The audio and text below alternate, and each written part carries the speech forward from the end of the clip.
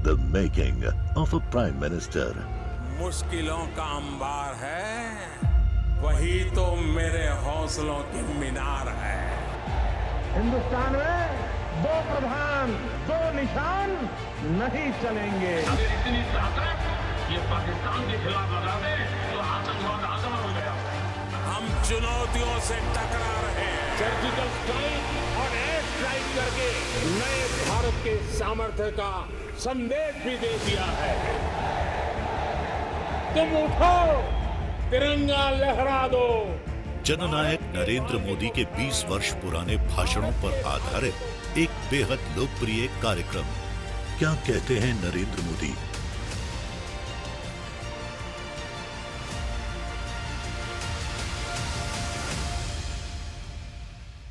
नमस्कार, मैं हूं आपके साथ पूर्णिमा मिश्रा। हमारे खास प्रोग्राम क्या कहते हैं नरेंद्र मोदी में आज आपको सुनवाएंगे प्रधानमंत्री मोदी का वो ऐतिहासिक भाषण जो उन्होंने 21 अक्टूबर 2007 को मुंबई में दिया था। मोदी जी ने अपने भाषण में कहा कि भूकंप के बाद गुजरात ने खुद को बहुत तेजी से खड़ा किया। आज गुजरात का विकास हो रहा है और पूरी दुनिया के पूंजी निवेशक गुजरात की ओर देख रहे हैं। मित्रों, इस देश के अंदर 1/3 जिले ऐसे हैं, इस देश में 1/3 जिले ऐसे हैं जो बंदूक की नोक के नीचे लोग कांप रहे हैं। 1/3 जिले, कहीं नक्सलवाद है, कहीं आतंकवाद है, कहीं इंसर्जेंसी है, कहीं बांग्लादेशी है। आप कल्पना कर सकते हैं मित्रों, देश के 1/3 जिले जो इस आतंकवाद की चपेट में है, नक्सलवाद की चपेट में है। तिरुपति से लेकर के पशुपति तक पूरा रेड कॉरिडोर बना हुआ है।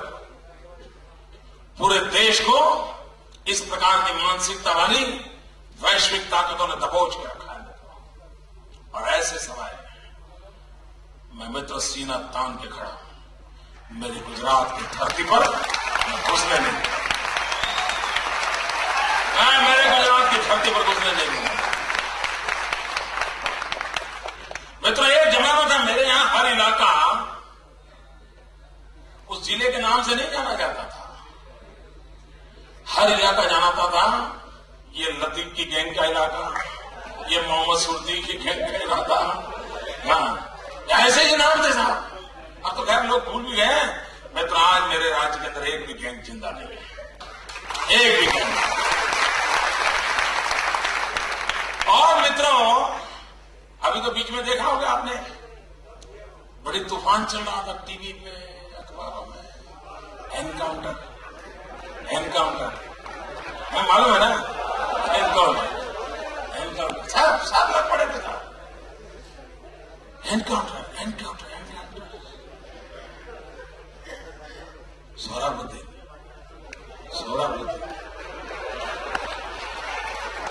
मैं तो जिसके खेत में से 56 एक AK-56 करीब 100 के करीब मिली हो और उसको सर्टिफिकेट देने वाले इस देश में घूमते हो, इससे बड़ा इस देश का दुर्भाग्य क्या हो सकता है?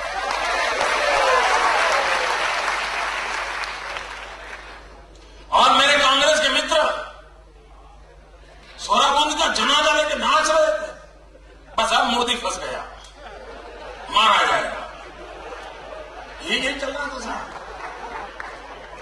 और मैंने कांग्रेस वालों को बड़ी सभा में कहा था कि कांग्रेस के लोग सोहराबुद्दीन का जनाजा लेकर के नाच रहे हैं, लेकिन वो कभी गांधीनगर नहीं पहुंच पाएंगे।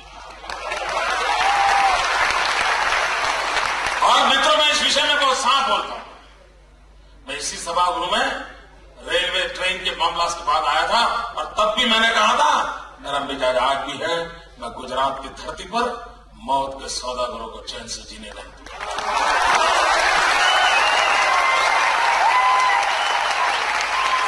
मित्रों, में आतंकवाद को ईंट का जवाब पत्थर से देना के मतलब है। आम आदमी सुख चैन की जिंदगी चाहता है, वो अपनी रोजी रोटी कमाना चाहता है, वो अपना गुजारा करना चाहता है। कैसी जिंदगी जियोगे कि बेटा स्कूल जाओ, माँ बाप परेशान हो कर लौटेगा और कोई भी लल्लू पंजी उठा के ले जाए और 10 लाख 15 लाख मांग ले? मित्रों, ये देश ऐसे नहीं चल सकता। और औरों को को चलाना हो जिस समय चलाएं, गुजरात ऐसे नहीं चलेगा।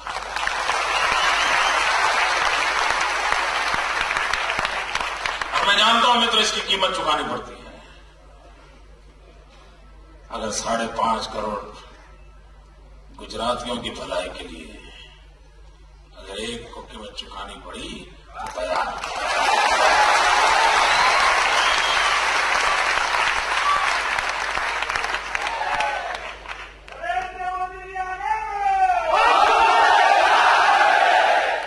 ये मेरा रास्ता ऐसा है कि साथ मत चलिए, परेशान हो जाओगे। वहीं पर खड़े रह के नारे देते रहना।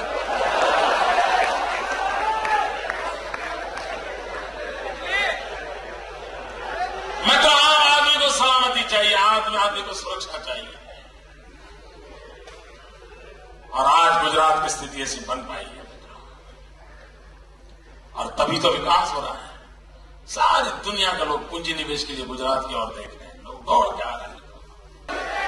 मैं तो ये तो राम सेतु की चर्चा हो रही है, आप में से किसी ने कोर्ट के अंदर एफिडेविट की हो और 2 दिन के बाद आप जाके कहो कि हमारी गलती हो गई, एफिडेविट बदलनी है, आपका क्या होगा? क्या होगा साहब? आप जेल के सलाखों के पीछे होंगे।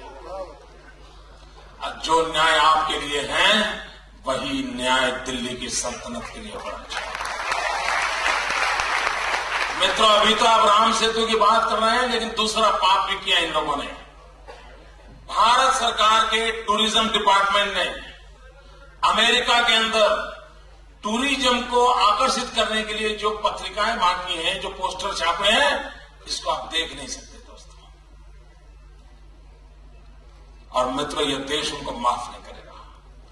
भारत सरकार के टूरिज्म डिपार्टमेंट ने अमेरिका के अंदर जो पोस्टर पर्चे बांटे हैं लोगों को टूरिज्म के लिए आकर्षित करने के लिए, कौन सी फोटो दी आपको बताओ?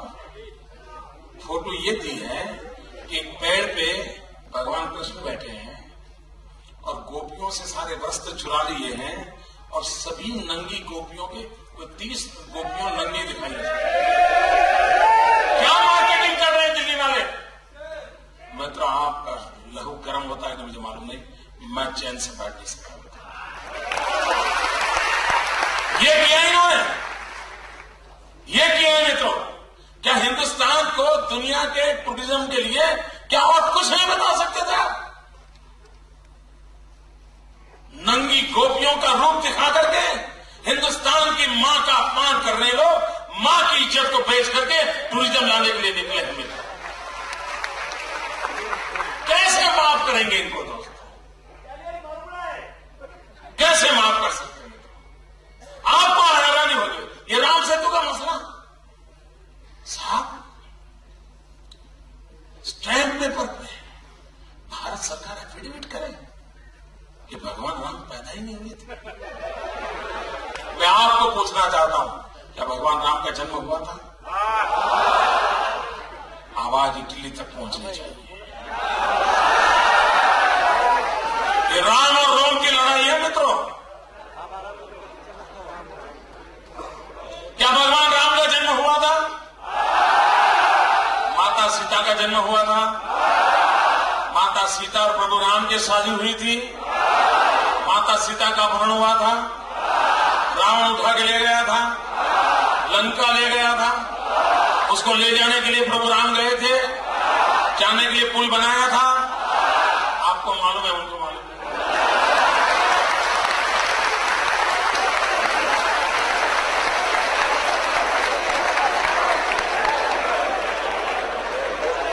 ये हाल है मित्रों। और मित्रों मैं बताऊं, आप सोचिए, जरा आप सोचिए, जब भगवान राम सेतु बना रहे होंगे तब रावण के मन में क्या विचार आया होगा? आखिरकार रावण भी तो सरकार चलाता था। उसकी भी कोई पुलिस डिपार्टमेंट होगा, उसका भी कोई इंटेलिजेंस डिपार्टमेंट होगा।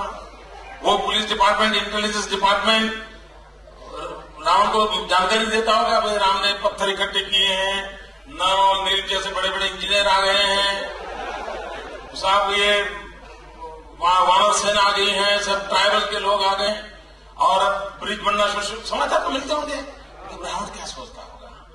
रावण यही सोचता होगा, दिन रात यही सोचता होगा, ये पुल ना बने तो अच्छा। फिर भी पुल बना होगा तो सोचता होगा टूट जाए तो अच्छा। फिर भी बना होगा तो सोचता होगा जब राम उस पर जाते हो तब टूट जाए तो अच्छा। रावण की जो अच्छा अधूरी रह गई वो पूरा करने का काम दिल्ली कर रही है। रावण की जो इच्छा अधूरी रही उसको पूरा करने का काम दिल्ली कर रही है मित्रों।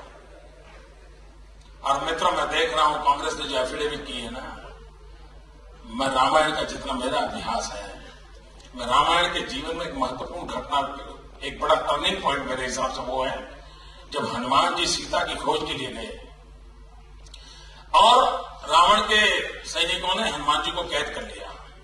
और जब हनुमान जी को कैद कर लिया तो रावण ने सूचना दी और उसकी पूंछ को आग लगाई। रावण ने हनुमान की पूंछ को आग लगा करके जो गलती की थी वैसी गलतियां फिर करके की है साहब।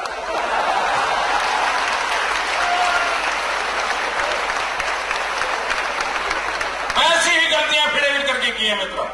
और ये निर्लज्ज लोग देखिए मित्रों, ये निर्लज्ज लोग कह रहे हैं कि ये राम सेतु समुद्र प्रोजेक्ट तो अटल जी की सरकार ने क्लियर किया था। मुझे बताइए, कभी हमने ये कहा है कि विकास के लिए सेतु नहीं बनना चाहिए? सबने कभी कहा है? मैं तो आज भी कहता हूं बनना चाहिए। और मैं भारत सरकार को कहता हूं, अगर आपको समझ नहीं है तो गुजरात को कॉन्ट्रैक्ट दे दीजिए। ये भगवान राम का सेतु तोड़े बिना दूसरे 4 सेतु बन सकते हैं मित्रों। सेतु बनाने का कोई विरोध नहीं करता है। और मित्रों, जब अटल जी की सरकार थी 5 अलग अलग ऑल्टरनेट मॉडल रेडी है, 5 अलग अलग मॉडल, और उसमें ये प्रभु राम के द्वारा बनाया हुआ सेतु तोड़ने की कोई जरूरत नहीं है, उसके बाद भी बन सकते हैं। हम विकास के पक्षकार लोग हैं, हम डेवलपमेंट के पक्ष में हैं, हम भी चाहते बने, लेकिन तोड़ना जरूरी है क्या? लेकिन ये तोड़ इसलिए रहे मित्रों, उनको तो इस देश के आस्थाओं पर चोट पहुंचाने में मजा आता है। इस देश के राम के नाम को मिटाना ये उनका मकसद है, और तब जाकर के ऐसी चीजें करते हैं मित्रों। The making of a prime minister. मुश्किलों का अंबार है, वही तो मेरे हौसलों की मीनार है। हिंदुस्तान में 2 प्रधान 2 निशान नहीं चलेंगे। अगर इतनी ताकत ये पाकिस्तान के खिलाफ लगा दे तो आतंकवाद आसान हो गया। हम चुनौतियों से टकरा रहे हैं। सर्जिकल स्ट्राइक और एयर स्ट्राइक करके नए भारत के सामर्थ्य का संदेश भी दे दिया है। तुम उठो, तिरंगा लहरा दो। जननायक नरेंद्र मोदी के 20 वर्ष पुराने भाषणों पर आधारित एक बेहद लोकप्रिय कार्यक्रम क्या कहते हैं नरेंद्र मोदी